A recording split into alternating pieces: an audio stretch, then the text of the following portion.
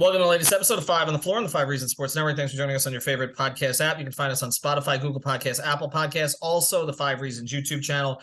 Make sure you hit like, subscribe, and turn the notifications on. Also, check out Off the Floor. A whole bunch of other Heat fans have this week. So go to winnow.app/off the floor. We know you're looking for new social media services.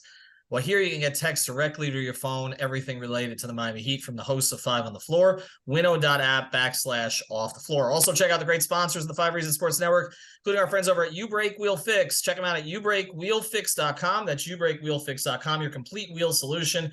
They will do the repairs. They'll do the refinishing. They'll do the powder coating. They'll do the cool touches to it, the cool colors, and all that stuff. Check out Mark and his team. Make sure you mention 5 Reasons. They're based in Aventura. The phone number 305-748-0112. That's 305-748-0112. You Break, that's with a U, youbreakwheelfix.com. And now, today's episode. Down the bitch gang. Yeah. 5 on the floor, ride for my dogs. Where here's the thing, you can check the score. Hustle hard, couple scars, wearing bubble frauds. Just like Butler said, you in trouble, y'all. Kept the floor playing, got it all banned. Y'all seen the block, stop with one hand.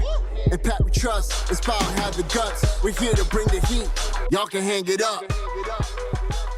Welcome to 5 on the Floor, a daily insider show on the Miami Heat and the NBA, featuring Ethan Skolnick, Greg Sylvander, and Alex Toledo, plus others from the 5 Reasons Sports Network.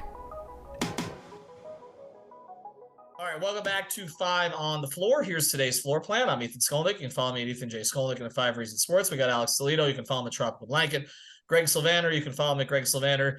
And now we're going to bring in another cap guru here, break down some things that are going on related to the Miami Heat, but specifically to how a Dame Lillard trade might actually get done, especially if it has to expand not just beyond 2 teams, but maybe even beyond 3 teams, which is something that we've been discussing over the past few days. You can find his work on Hoops Hype and other places. His name is Yossi Gozlan. Yossi, we appreciate you joining us today. Thanks for having me on, guys. I'm excited. Is there a way to get all 30 teams involved in this trade? I think 29 will probably suffice. Who would be the one that's out? Let's think about this. This will be a good way to start the show. Who hates the Heat the most? Boston. There you go.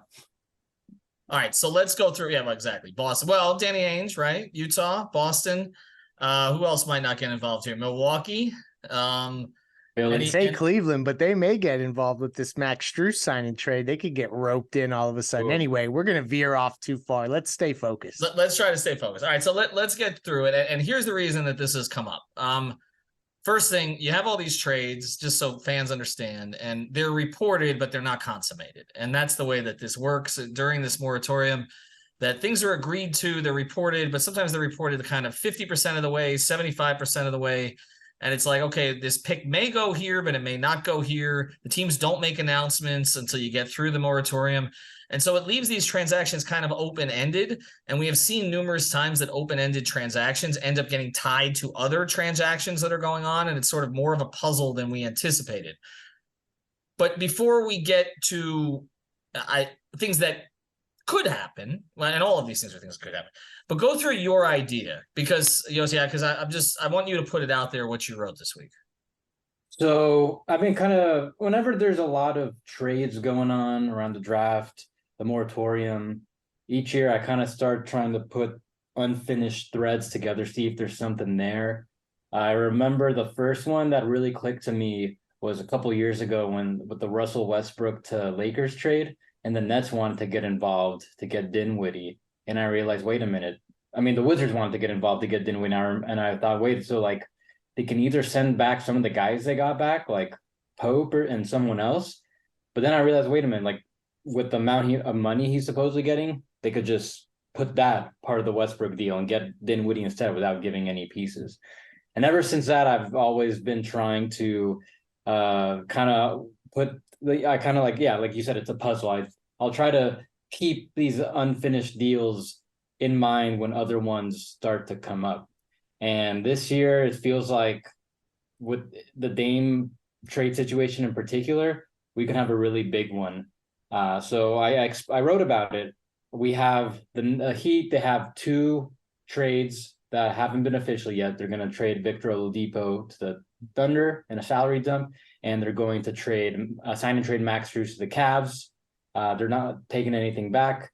And then the Nets, who's rumored to get Tyler Herro, they already have a trade set where they're going to salary dump Joe Harris to the Pistons and Patty Mills to the Rockets.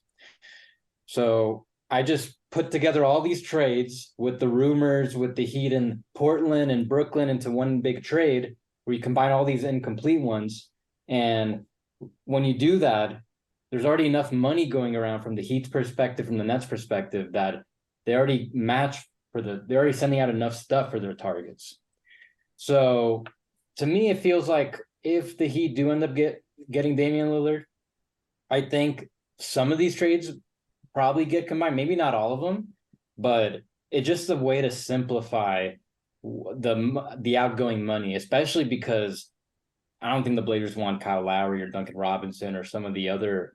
I mean, those are the two big ones that first comes to mind. So you avoid having to do that or find another team to have to take those guys. All right. So, and I know Greg's itching to jump in here, but I just want to follow on one thing related to this because, again, of the mechanics of all of it, which is that these trades are verbally agreed to. Okay. So is there a chance that maybe one of these teams thinks that one of these tentacles is going to be combined into another trade, and then it isn't, and then all of a sudden a verbal agreement falls apart? In other words, could you bite off more than you could chew here, and could we end up seeing some of the deals that we thought were happening? Like, okay, Strus is going to Cleveland or Oladipo is going to OKC, and then that falls apart because maybe one of the parties thought that, you know, this was going to get tied into something else. I mean, crazy shit happens. Okay. Like we saw a Dallas-Miami deal fall apart because I guess Cuban didn't understand the word Dragic as opposed to Olynyk. Okay. And we also saw Dylan Brooks and Marshawn Brooks get confused a few years ago. So it's not like we're dealing with rocket scientists in every NBA front office, right? Or someone could be spiteful. Right. What exactly? Like, is there any chance you think that maybe some of these parties think something's going to happen and it's not, and then all of a sudden one of the single pieces falls apart? I don't think it'll fall apart over something that another team wants to add to it. Usually that doesn't happen. Like you just said, the examples where deals have fallen apart, it's generally because someone's trying to pull a fast one as far as who the name is that they actually want to include. But I can't really think of many examples where deals fell apart for other than that, or medical stuff like the Clippers one recently, where it's like out of something more about like what the team's getting that they're gonna, you know, or what else they want to add. Like the idea that the Heat are like, hey, Cleveland, let's reel this in with a Dame trade, and now the Cavs are like, oh hell no, we're not gonna help you guys get Dame. Like I don't see that happening. Mm-hmm. But what could happen is some of these other teams involved could try to get a little more out of it, maybe from the Heat. So I remember like that specific Westbrook Dinwiddie trade, the Lakers ended up extracting like another second round pick for helping facilitate this, expanding it to include some other teams such as Brooklyn. So in that, I could see that happening, where maybe the Heat have to give a little something else to convince these teams to participate. But for like the Strus deal, for example, to fall apart over like Miami's desire to potentially expand it, I don't see that happening. Well, the throwing in part has happened before. It happened with Mo Harkless with the Heat, when the Dragic deal fell apart, and Miami ended up having to flip a first round pick to the Clippers to make the whole Harkless Whiteside thing happen. At the last second. They're sure they didn't want to give up that first round pick, although in retrospect, they got Jimmy Butler and they got rid of Hassan Whiteside, so they'll take it. Anyway, Greg, go. Yeah. So your article was awesome. I just want to start by saying that. Every Heat fan, if you have not read it, go to hoopshype.com. It was published on July the 4th, and it's Damian Lillard to Miami, Tyler Herro to Brooklyn. Here's how that trade could look like. Go read it and follow this man. So there's my shameless plug towards you. Thank you. This is where I want to start. I promise I'm not going to just wax poetic about how awesome you write. This is not what I'm here to do. I perked my ears up when you talked about the fact that they already have enough salary going out with the other transactions that are taking place to acquire Dame Lillard, because what you infer by saying that, and I understand that this is very hypothetical, some of this is speculative, and I'm going to lean into what I think is less speculative in a moment. But what you're implying here, and I just want to make it clear for Heat fans, because this is how I absorb it, and I want to make sure I'm absorbing it accurately. If they were to do that, they would then have lots of other salary on the roster remaining to fortify around Dame Lillard, Jimmy Butler, and Bam Adebayo that maybe Heat fans were not initially conceptualizing, because everything that's been talked about has been Herro, Duncan Robinson, and Kyle Lowry. And that's basically every tool you had in your toolbox from a salary perspective. Whereas what you're saying is just based off of what's already been agreed upon with certain guys. There's the propensity to potentially get something like this done. I understand it's a unique, improbable scenario, I'll lean in and say, but that's what you're saying, correct? Yeah, no, I think the way you just explained was even better at explaining that what I'm saying. Yeah, it's a concept. It's I don't think I'm not sure. I doubt it'll happen exactly like how I proposed, but it just makes sense that maybe some of it ends up happening that way. So to piggyback off that, and I'll make this one more concise. I and Ethan heard the same information today. We know that Brooklyn has been reported as a team that's willing to take Tyler Herro, and also a team that we now can say is at least doing their investigative reporting around what it would mean to take Tyler Herro is Oklahoma City. And so that perked my ears up, as we know the Oladipo move is in play. And so that is the one move, the Oladipo Oklahoma City move, that I think is destined to get looped into this trade. Do you agree or disagree with me? Regardless of what I'm telling you from what we heard today, just from a cap perspective, do you think that that's one of the more logical trades that gets looped in versus the Max Strus Cleveland one? Although San Antonio, with their cap space, it's enticing to not say that's the one. I'm interested, agree or disagree there. And then any of the other moves that you think are the most likely, or any other connective tissue around the league, like the Joe Harris move, like what are the ones that you think actually have more probability? And then Alex, the floor will be yours for a question. 100% agree on the Oladipo one, particularly because Miami has a pretty strong trade history with the Thunder. They've done a lot of deals over the past few years. And I talked about it this morning, how one thing that they can agree to is Oklahoma City owns Miami's 2025 first. They can talk about expanding their portion of the deal to help the Heat improve their package for Damian Lillard. Right now, the Heat can only trade 2 firsts, but let's say the Heat agree to swap their 2030 first and get their 2025 first. Now they could trade a 3rd first. So that's just like one thing that makes even more. It just makes like that puzzle piece definitely seems like the most likely to happen. I agree. The other ones.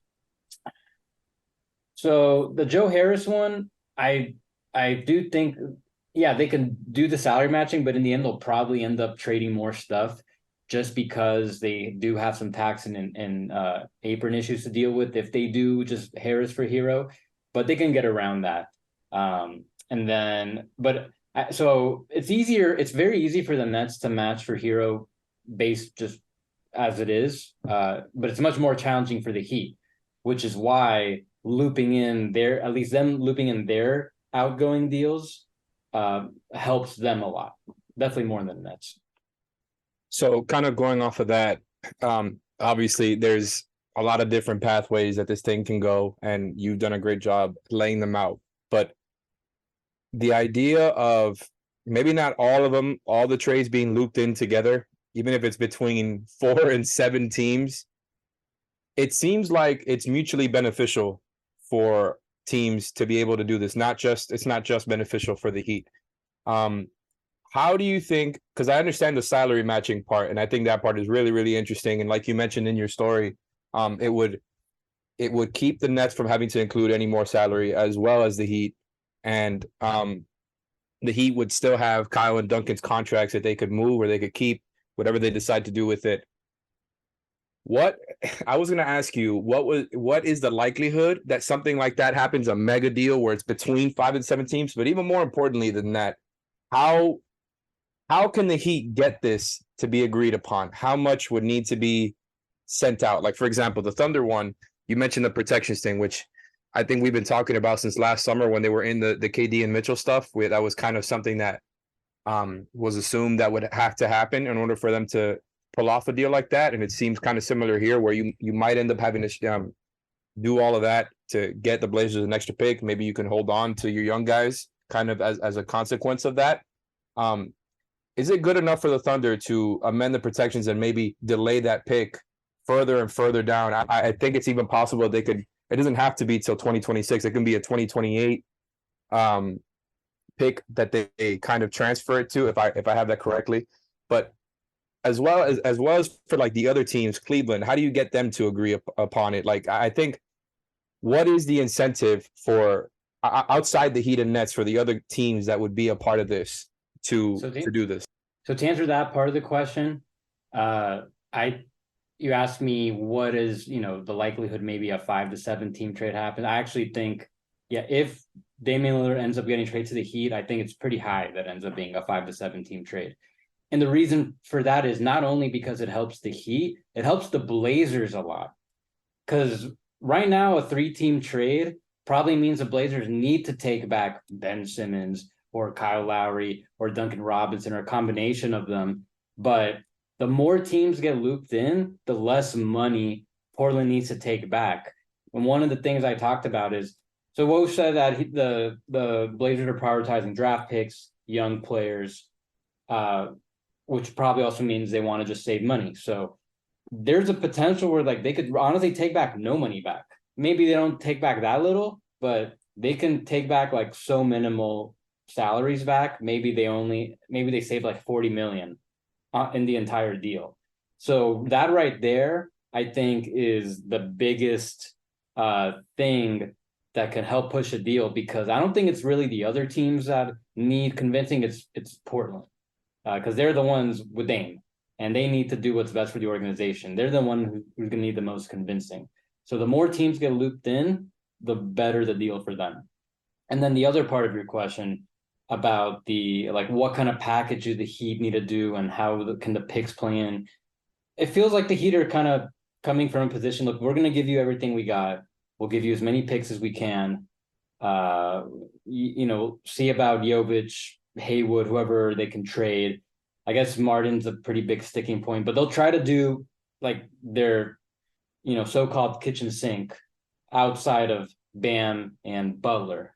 So whatever they can do to make sure Portland gets as much assets as possible, I think that's what they'll do. So the maximal offer they could do is something like 3 first-round picks if OKC helps them out on that pick they already owe them. And then maybe whether it's Brooklyn, for example, they get Tyler Herro, maybe they send 2 picks or something to Miami, and then Portland, and whatever other assets, second rounders, pick swaps need to go back to Portland. I think that will be included as well.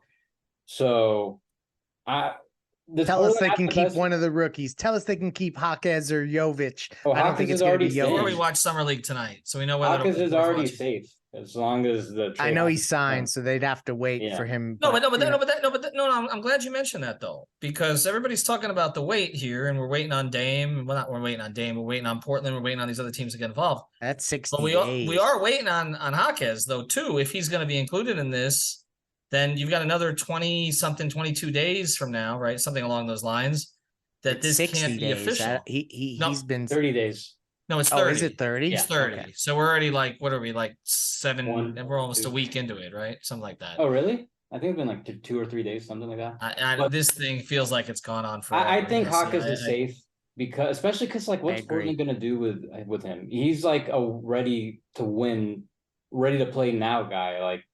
He's perfect for the Heat. I don't that doesn't make sense for Portland to press for him, other than to just to squeeze Miami more. But I think look, ultimately, do the Heat have the best trade package possible? Technically, no. There's more teams out there that can offer like a bunch of more picks. They've been stockpiling.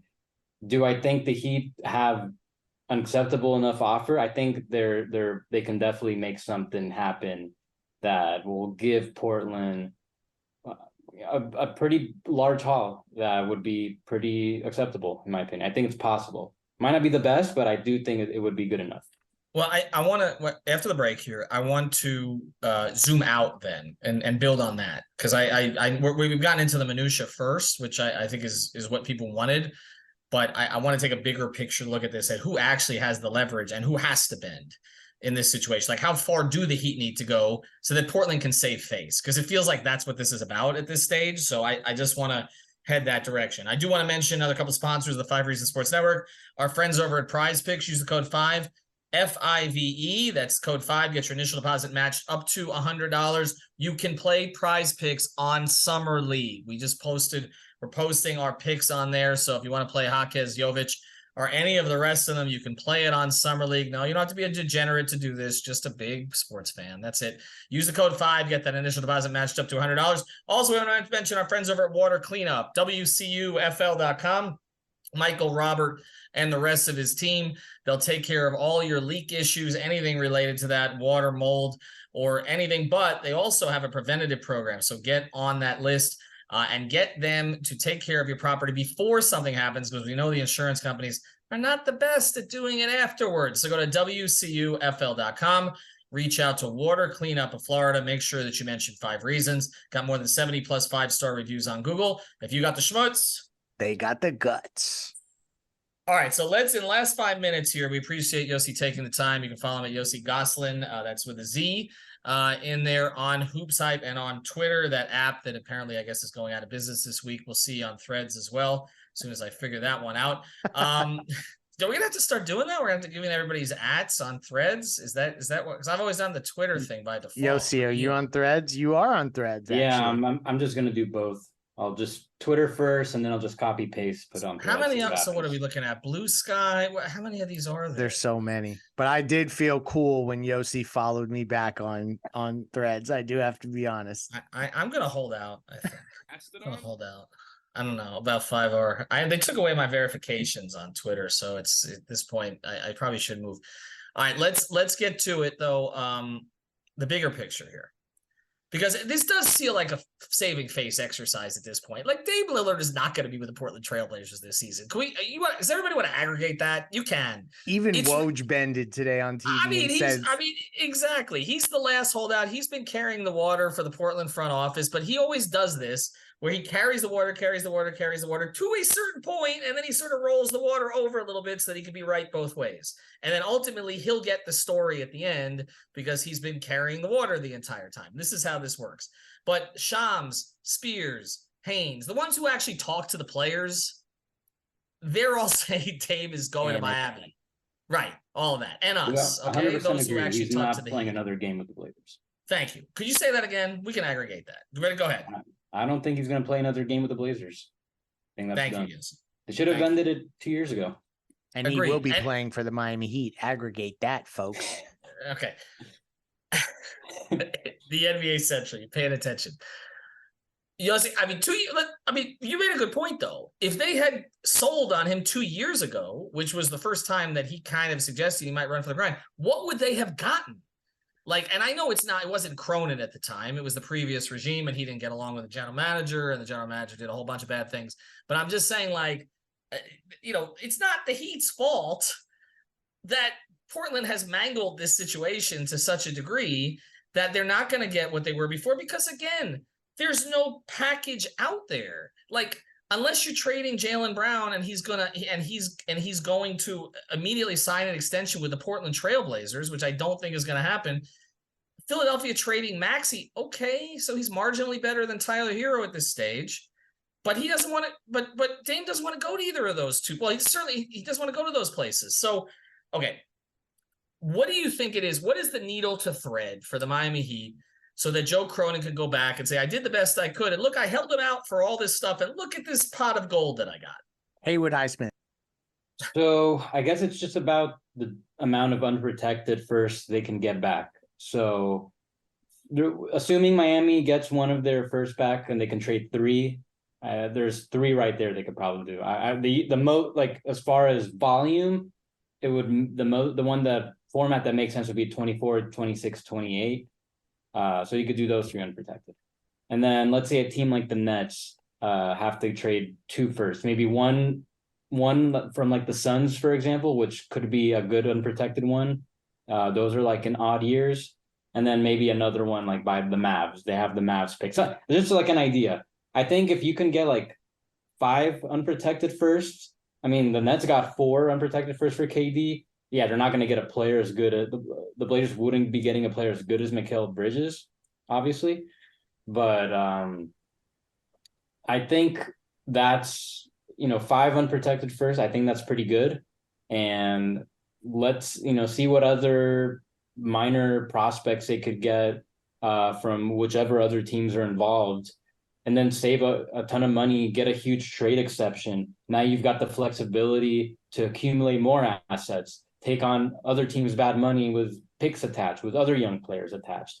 I think the bubble has popped for what is these insane values for trades and with star players, and not largely because of the new CBA. I think the Nets honestly cashed out the perfect time getting all that for KD. Mhm. I feel obviously the same way about Minnesota, Utah, and what they did with Rudy Gobert, Donovan Mitchell. I don't see anyone really getting those types of hauls now. Maybe it'll happen in the future, but that's why they should have sold him 2 years ago or last year. But I do think they could still get a pretty acceptable haul. So you arrived at 5 picks, and if I'm following you, that they arrived at 5 by virtue of Herro netting them 2. Am I following you, or did I not follow you there? Yeah, that's the idea. Instead of sending Herro to Portland, a lot of reports say that Portland doesn't want him. They got to try to get like 1 or 2 To Brooklyn. picks for him, like good ones. Yeah. To Portland. And Brooklyn has a couple weird picks that I think are going to be like not so great first round picks as they appear to be right now. I think one of them may be a Suns pick, and I don't know what else. Depends how you feel about the Suns in a couple of years.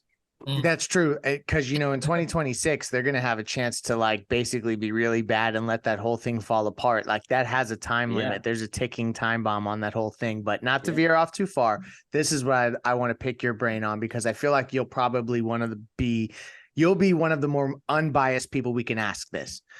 Tyler Herro, you are saying that they'll find a way to get two first round picks for him somehow. Can you, with Desmond Bane getting the contract we saw, what is your viewpoint on Tyler Herro as an asset? One, which I kind of hate talking about human beings like assets, is super weird, but here we are. And then also, with the contract skyrocketing and the annual salaries going up and Tyler being where he is under the old CBA, do you think that slowly but surely some of these guys that have been looked at as maybe overpaid are all of a sudden going to be looked at? Maybe DeAndre Hunter is another example of a guy where he ascends just a bit and all of a sudden they're saying, oh, these are guys actually on pretty contracts that are representative of their value. I'm just interested because there's been so much noise about, like, even one report came out that the Nets would want to be compensated for taking Tyler Herro. So where do you stand on Herro's value from an asset perspective? Is it really that 2 first round picks is what you think he's worth getting back in a trade? So I'm just kind of threw that out there as what the Heat really want to try to accomplish, what the assets that they want to try to get for him to send to Portland. I mean, the Grizzlies traded 2 firsts, not super high quality firsts, but they traded 2 firsts to get Marcus Smart. So I think just like an idea of what they could maybe get for Herro. But obviously I think that as far as like my like idea of him as a player, I think he's a good player, but the contract, I can't say I like the contract, to be honest. I think him, Jordan Poole, RJ Barrett, they all cashed out at around the same time. And we saw what the Warriors had to do with Jordan Poole. Not that Tyler Herro is like in that same tier. I think he's much better than Jordan Poole, but a $27 million, $30 million player, I'm not so sure about that. So I don't think they're going to be able to get like a ton of value for him. But it's for the Heat, it's just about, okay, Portland doesn't want Herro. Let's find a team who does and was willing to give up a couple things to Portland. Yeah. Can I read one? I'm going to let Alex close here because I know he's got one comment that kind of ties back to the stuff we got to at the beginning. But I just want to read what Zach Lowe said today on the latest Lowe post. Everyone is acting like the Heat's offer is a pile of dog bleep. And I'm like, look, Tyler Herro, he's not amazing, but I think he's a good NBA player. People have made the Jordan Poole comps endlessly. Tyler Herro has been demonstrably better than Jordan Poole. Tyler Herro is an actual legit elite three-point shooter. I feel like this thing has happened here with Tyler, where he was maybe somewhat overrated by some because, again, he's different. He had some flair. He comes into, the bubble and he shows out and, in certain situations in the bubble on that stage. He's actually been a much better player since the bubble, but nobody wants to pay attention to that. And I think it flipped the other direction where it's now like, again, there is a perception that like, because they got to the finals without Tyler, that somehow he wouldn't have been useful in any situation. Yes, the Heat did adjust and they did some things better defensively, and we'll never know if they would have gotten to the finals with Tyler. But I mean, he was in a lot of ways their most consistent scorer throughout the regular season this year. And I just think it's incredible to me how this thing is flipped where now there is a perception that like he sucks. I don't know how that happened. Yeah, no, he doesn't suck. No, I don't think. I could never go even close to that far to say that he sucks. There are some limitations there. And I do think maybe Miami's not the greatest fit for him with what they're trying to do. Yeah. I think there are probably some situations where he might be able to thrive a little more. He might not.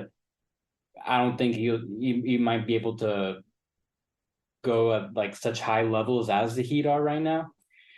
But no, I agree. He's not like the only reason I compared him to Poole and Barrett and just because of the money, they all got around the same amount of money at the same time. I just feel like probably a little too rich for what I think for like how good he really is, but he's still going to get better. And I think the idea that, like I don't want to talk about too much of him as an asset, but that he's like this bad asset. He's not a bad asset, not by any means. He's not going to get like a ton of stuff back for the Heat, but he's still got value. He's got positive value for sure. I think he was the right fit for the Heat when he was the sixth man. Yeah. I think the issue was trying to play with Jimmy and Bam in the starting lineup, especially Jimmy didn't maybe work as well. And again, that we devoted about 15 podcasts to that. Alex, close the loop on this. Let's get back to this mega trade that when this happens, we're going to throw a parade for Yossi down here on Biscayne. Yeah, the parade will be for Yossi and for Andy Ellisberg for pulling up. Yeah, actually, it'll be more for Andy, to be honest. For the masterpiece. But getting back to the idea of that mega deal, which you said probably more likely than not. Okay, I think I just lost my mic here. Can you still hear me? No. Say it again. Hold on. Okay, do you hear me? No, this is a rare occurrence where my mic is better than Alex's. So I'm going to read. Can I read the question for you? There's still no mic from your end, so let's not go that far. But It's back now. okay, what I was gonna ask is, as far as, and I know I asked you kind of something similar before, and you explained how it would be beneficial to the Heat, the Nets, the Blazers. What about the Cavs and the Pistons? And I know we went over the Thunder as well, but what would incentivize the Cavs and the Pistons to be looped in to this type of trade, which would benefit the Heat and maybe not as much for the Pistons, but for the Cavs, who are a direct competitor in the same conference, to pull off this deal? Like, are the Heat going to have to send something Cleveland's way, or is somebody going to have to send something to Cleveland? And same for Detroit. I don't know. It's tough to say. Maybe, like I said, maybe they'll want a second or something, maybe some cash. It's going to be something small. I either team's demanding something so exorbitant or willing to potentially put these deals at risk, because obviously they want these deals to happen, but they could just get a little something back, like those things I mentioned. I think that should be enough. All right, we've taken too much of your time, so we appreciate you joining us today. We're going to let Heat fans ruminate on this. Again, I think 7 teams is not enough. We need at least 17 to make this interesting. Again, follow his work at Yossi Gozlan and on Hoops Hype and on Spreads and on Blue Sky and on whatever the heck comes next. Everything but Facebook, I'm sure. All right, we will be back tomorrow. Thanks to our sponsors, You Break, We'll Fix, Water Cleanup of Florida, and Prize Picks. Subscribe to Off the Floor. Have a good night, everybody. Thank you for listening to the Five on the Floor on the Five Regional Sports Network.